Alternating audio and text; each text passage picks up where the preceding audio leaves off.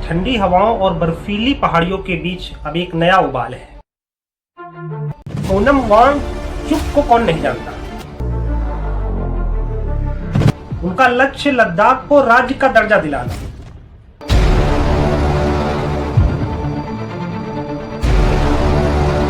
सरकार का कहना है कि वांगचुक ने हिंसा भड़काई।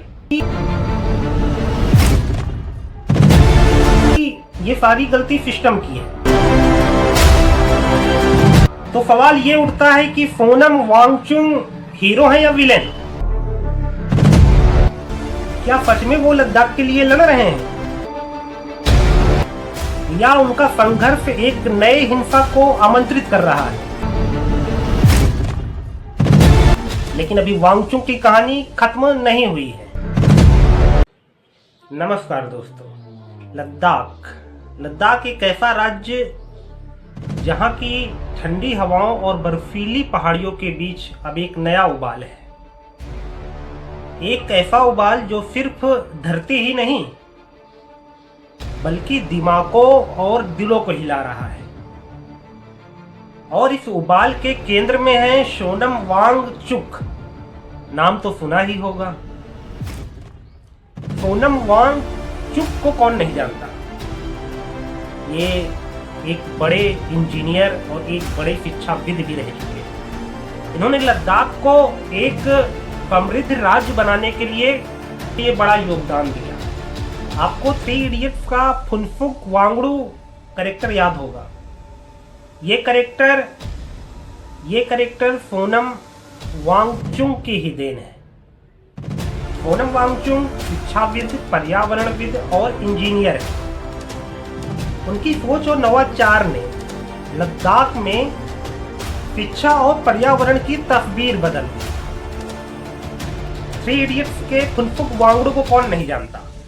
ये एक ऐसा कैरेक्टर था जिसने सबके मस्तिष्क पे आज भी जगह बनाई हुई है। इस कैरेक्टर को देने का श्रेय सोनम वांगचुक को जाता है, जिन्होंने लद्दाख में पर्यावरण और शिक्षा की तस्वीर ही बदल दी। उनके आइस स्तूप प्रोजेक्ट ने पानी की समस्या का अनोखा समाधान दिया। फेकमूल स्कूल ने वहां की शिक्षा प्रणाली में एक नई राह दिखाई। फेकमूल स्कूल ने लद्दाखी संस्कृति और वहां के मूल्यों को अपने सिलेबस में शामिल किया। लेकिन अब वांगचुक राजनीति में कूद चुके हैं।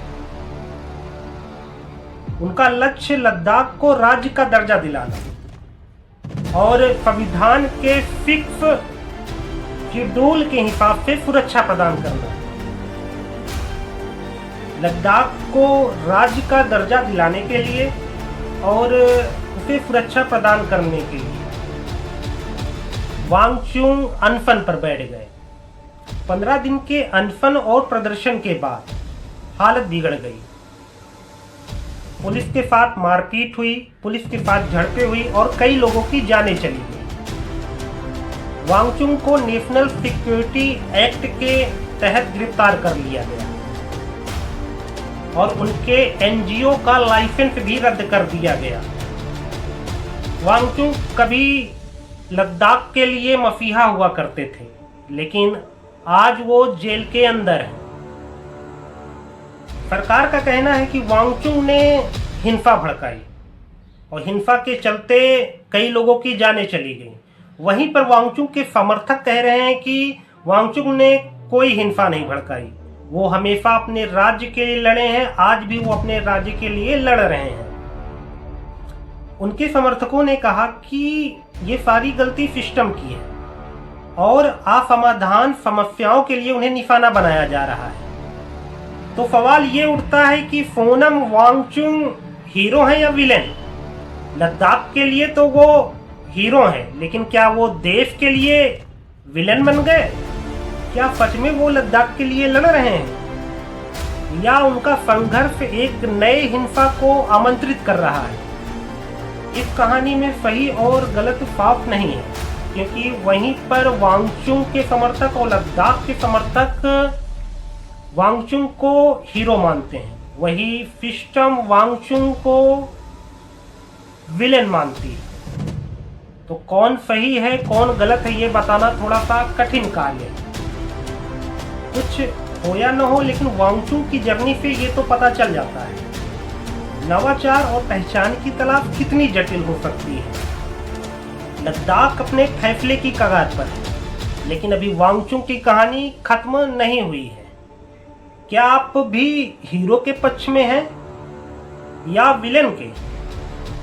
कमेंट सेक्शन में जरूर बताइएगा।